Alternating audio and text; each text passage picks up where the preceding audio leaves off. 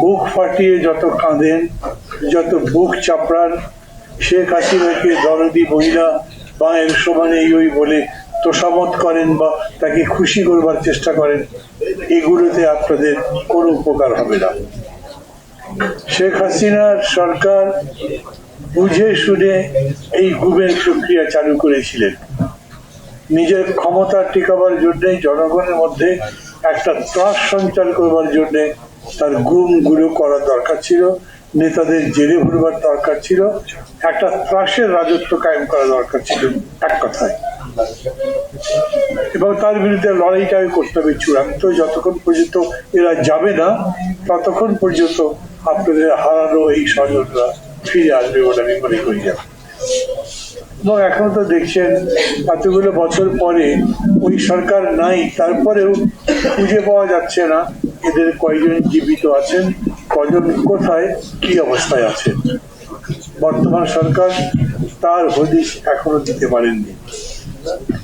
আমি একথা বলবো না অনেকের মতো যে এই সরকার খুবই আন্তরিকতার অভাব, এরা গুম হওয়া পরিবারের প্রতি কোনো সহানুভূতি রাখে না বা তাদের জন্য ভাবে না, তাদের জন্য কোনো চেষ্টা করে না। কিন্তু বিষয়টাই এরকম যে তারা কাজগুলো এখন পর্যন্ত করে ওঠেননি। আমাদের রাজনীতির একটা বড় সমস্যা, আমি জানি না মেবি সারা পৃথিবীতে রাজনীতি এরকম হয়, থাপ্পাবাজি চলে। বক্তৃতার সময় এত সব কথা বলা হয়, এত বড় বড় অঙ্গীকার করা হয়, বড় বড় স্বপ্ন দেখা হয়, বাস্তবের সাথে যার কোনো সম্পর্কই নেই। ওরা করতে পারবেন না তা এখনই বলা যায়, কিন্তু সেই কথাগুলো বলে। গত বছর 5ই আগস্ট শেখ হাসিনা গোষ্ঠী শুদ্ধ পলায়ন করবার পরে দেশ তো আসলে একভাবে মুক্তই। একটা অদ্ভুত ধরনের সরকার হয়েছে দেশে, অন্তর্বর্তী সরকার যে এখনো ক্ষমতায় আছে। সম্ভবত অদ্ভুত এই জন্য বললাম যে সম্ভবত এই রকম আর কোথাও নেই। সবাই এই সরকারকে সমর্থন করেছে। মাত্র 30% টাকায় জমির মালিক হয়ে নতুন বাংলাদেশের গড়ে তোলার স্বপ্ন দেখা বাংলা বসতি। 24-এর অভ্যুত্থানের একটা অন্যতম স্লোগান ছিল বৈষম্য বিরোধী বাংলাদেশ করব।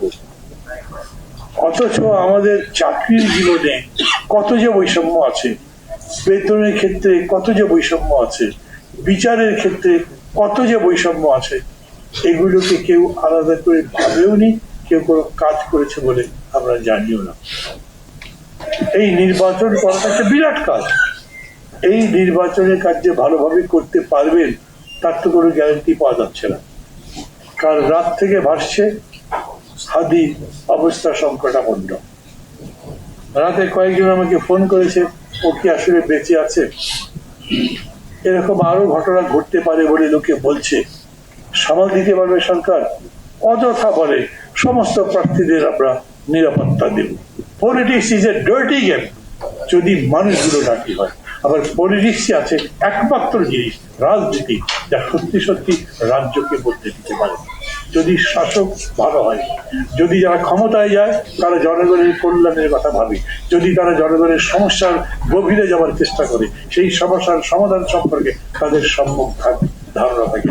সেটা শুধু লিবিয়ার কথা নয়, সেটা শুধুমাত্র পেশাজীবী রাজ্যের কথা নয়, সেটা একটা চালের দাম কমতে পারে কিরকম করে, একটা গ্রামের লোকজনদের অর্থনীতি যাতে সমৃদ্ধ হয়, সে মানুষ একদম বহুদূরে অবস্থান করে, কোন রকম তার চিকিৎসার ব্যবস্থা নেই। আপনারা তো নিশ্চয়ই জানেন বাংলাদেশে এইবার বিবিএস যে সেন্সাস দিয়েছে, বাংলাদেশ ব্যুরো অফ স্ট্যাটিস্টিক্স, যারা আমাদের জনমানবের উপরে বা অন্যান্য বিষয়ের উপরে গবেষণা করে, তারা বলেছেন এইবারে সর্বশেষ তদন্ত অনুযায়ী বাংলাদেশের দরিদ্র মানুষের সংখ্যা 3,60,00,000। নিশ্চয়ই দেখেছেন, না দেখলে দেখে নেবেন। মাহমুদুর রহমান একটা বানানোর কথা বলে গেল কিনা। 3,60,00,000 মানুষের কাছে এই নির্বাচন কি অফার করছে এটা বলতে হবে তো পার্টিকে। না হলে আমি আমার ইতিহাস গাইলাম, আমি 1400 বছরের ইতিহাস বললাম, আমার দল যে কত ভালো কাজ করেছে এগুলো সব বললাম, কিন্তু আমার তো কোনো লাভ হচ্ছে না। আপনি অতীতে হয়তো অনেক ভালো কাজ করেছেন, আমি জানি না, আমার তো জ্ঞানও নেই, আমি তো বুঝিও না, কিন্তু আমার এখনকার সমস্যার কিছুই বললেন না আপনি। আমার দারিদ্র কিভাবে যাবে, আমার কষ্ট কিভাবে যাবে, আমার উপর যে অত্যাচার হয় রাজনীতির নামে অন্যান্য কিছুর নামে পান্নামি করে অন্যান্যরা, সেগুলো বন্ধ কি হবে? এত যে সংস্কারের কথা বলা হলো, তাতে আমার জীবন মানের এতটুকু উন্নতি হলো না, পরিবর্তন হলো না, সেটা দিয়ে আমি কি করব? যারা মিডিয়াতে কাজ করেন তাদেরকে সবাইকে আমি বলি, সবাই মিলেই দেশটা বদলাতে হবে। তো এবং সেই দেশ বদলানো মানে এখন রাজপথে বজ্র নিনাদে স্লোগান দেওয়া নয়, এখন দেশ বদলানো মানে রক্ত ঝরানো নয়, এখন দেশ বদলানো মানে দাম দিয়ে কিনেছি বাংলা এই স্লোগান নয়, এখন দেশ বদলানো মানে একটি গুণগত ভাবে দেশটাকে পরিবর্তন করা, এমন কিছু অবস্থা তৈরি করা যাতে মানুষের দুঃখ কষ্ট দূর হয়।